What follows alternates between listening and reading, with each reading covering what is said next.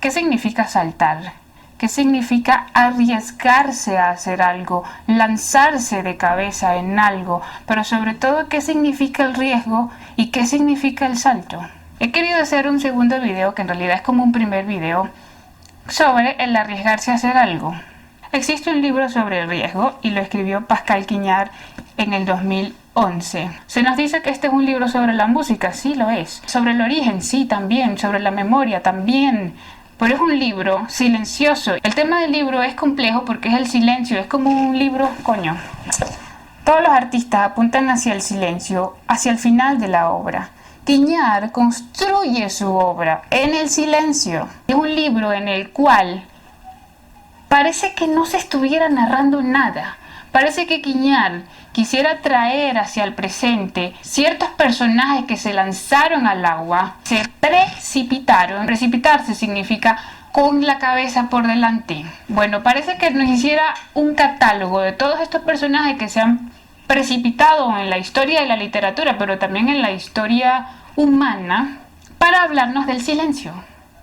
Raro, ¿verdad? No parece narrar nada. Esto no es un libro de relatos, no es una novela, pero tampoco es un libro filosófico ni teórico. Es todas esas cosas a la vez. Las figuras que usa Pascal Quignard para teorizar aquí sobre el silencio son las de Ulises, la de Orfeo y la del propio Butes. Butes es uno de los argonautas que en el libro de Apolonio es el único que se lanza al agua cuando ellos atraviesan el paso de las sirenas. Todos los demás siguen remando porque escuchan el ruido de la lira de Orfeo. El único que ha cedido al llamado de las sirenas ha sido Butes. Butes se precipita. Orfeo enfrenta el canto de las sirenas con la música hecha por el hombre, con la del instrumento que toca. Ulises, en cambio, se hace amarrar, se hace tapar los oídos con cera para no precipitarse. Estos dos héroes son aquellos que la historia literaria preserva. Todo el mundo conoce a Orfeo y a Ulises, pero nadie, o casi nadie, se fija en la figura de Butes, porque Butes es un héroe marginal de la literatura. Lo marginal no solo aparece cuando Quignard utiliza la figura de Butes para hablar del silencio y de lo que significa saltar, sino también en la forma misma, en el fragmento. Esto es un libro tan fragmentario, un libro que no parece narrar sino hasta el último capítulo, el capítulo número 17, es un libro marginal.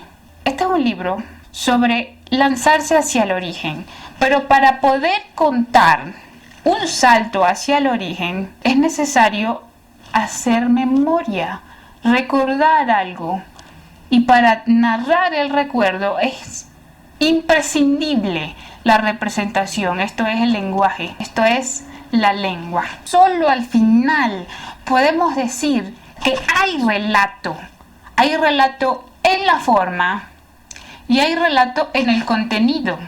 En la forma, porque relatar es llevar de nuevo, de un entonces hasta el aquí y ahora, un acontecimiento. Y en el contenido, porque al fin Quignard está narrando algo. Está narrando su propio regreso en el sueño a su pueblo natal, a donde regresó después de renunciar a la carrera de filosofía para dedicarse a la música, pero fracasa, y luego Quignard cuenta que se enamora de una chica, solamente estuvo tocando el órgano en la iglesia a donde lo acompañaba esta chica durante 3 semanas. Luego aceptó un trabajo en Gallimard y se dedicó a la literatura, pero también se dedica a la música. Lo cierto es que cuando Quignard regresa a su pueblito natal, lo hace en el sueño. Quignard habla de que existe una cuerda, de que los verdaderos músicos son aquellos que aflojan la cuerda de la lengua. Quignard es músico, pero Quignard afloja la cuerda de la lengua también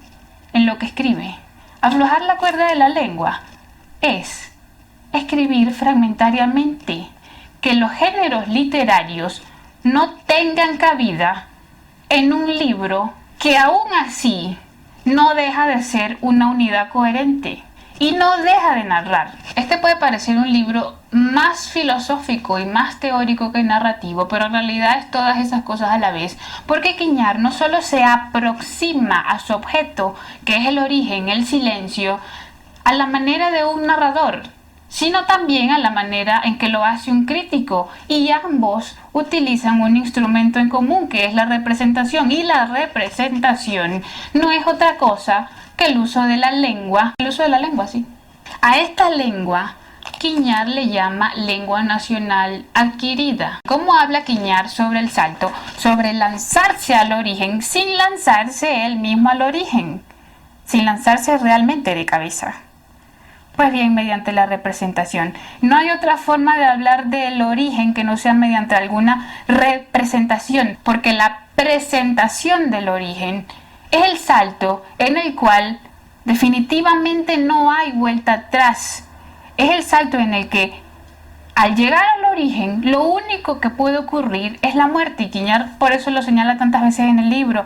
Saltar al origen es lanzarse a la muerte. El escritor, el artista, el teórico, sobrevive a esa muerte porque su salto está mediado con la representación, con algún instrumento, ya sea la lengua o sea la propia música, que, como una cuerda, lo saca del fondo. Pero son aquellos que pueden sobrevivir al salto.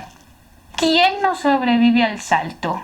El suicida. Pizarnik no sobrevive al salto porque su salto es aquel en el que ella ya ha soltado la cuerda de la representación, ha soltado la poesía. Lo mismo con Safo, lo mismo con Virginia Woolf, Percy B. Shelley. La muerte de todos estos escritores es una muerte por agua, una muerte en la que no hay más cuerda de salvación que sea la lengua, que sea el arte. He allí el salto que es la muerte del que habla tanto Quiñar, pero su salto aquí, digamos el salto representado, es un salto que es la aproximación. Quiñar, como el escritor, como el filósofo que es, se asemeja a un pescador, digamos, aquel que lanza hacia el agua, o a un nadador que sin embargo no pierde su conexión a tierra, es decir, a la vida, la cuerda de la representación. Por eso la figura del nadador de Paestum es tan recurrente en este libro y aparece en varias ocasiones. Se trata de una pintura que estaba en la losa de la tumba de un músico griego.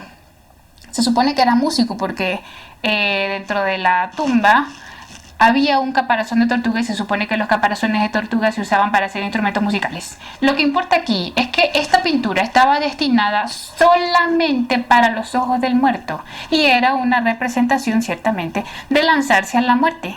Cuando ya no había ninguna otra amarra, ninguna cuerda, el hombre se lanza al origen, tal como se lanza nuestro nadador de Paestum. Se puede decir también que hay una relación entre el lanzarse al origen como música, como canto originario, inhumano, inarticulado, infantil, es decir, un canto en el que todavía no existe la palabra articulada. Se puede relacionar, digo, con lo que Agamben menciona en su ensayo Vórtices en El fuego y el relato. Lo que hacen los grandes artistas es, sí, abismarse en el origen del lenguaje mismo, pero para atravesarlo, para sobrevivirlo, es lo que quiero decir. Esto es lo que hace Butes como Quiñar, Quiñar como Butes.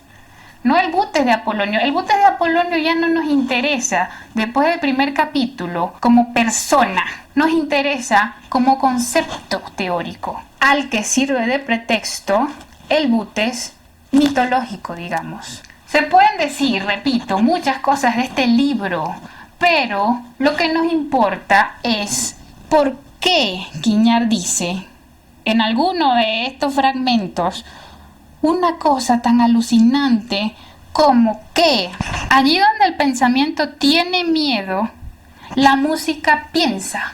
¿Cómo entender que allí donde el pensamiento tiene miedo, la música piensa? Si no, con el fragmento final en el que Quiñar renuncia al pensamiento institucional que implica la filosofía, es decir, renuncia a la vida académica para lanzarse a la musical y a una mucho menos académica, que es la vida de la literatura. En este libro, ciertamente, Quiñar piensa la música y la piensa usando el discurso de un narrador que no ha dejado, pese a todo, de ser filósofo.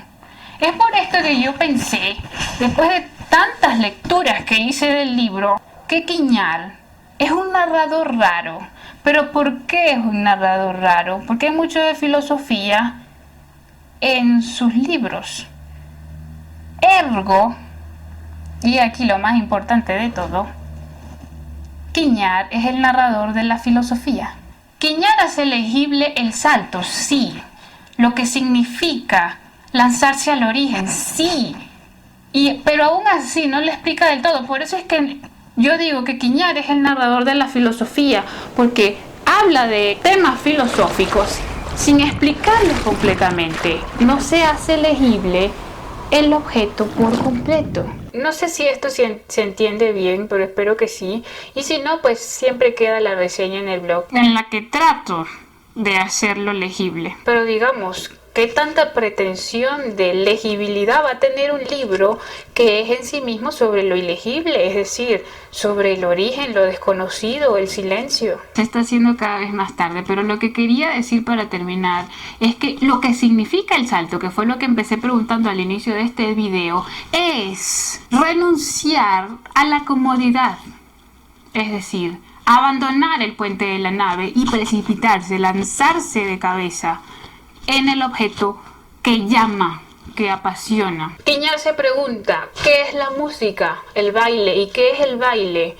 Es levantarse irremediablemente. Butes es aquel que se levanta irremediablemente. Es el disidente, el que se desienta para acudir al llamado de las sirenas. Eso, el levantarse sin poder volver atrás. La representación de ese baile es lo que logran bien los grandes artistas. No, le falta un ejemplo de la vida práctica o de la cultura que la gente del común conoce, que es eso de andar hablando de Ulises y de Orfeo y de Apolonio de Rodas y de que el origen es una cosa ilegible.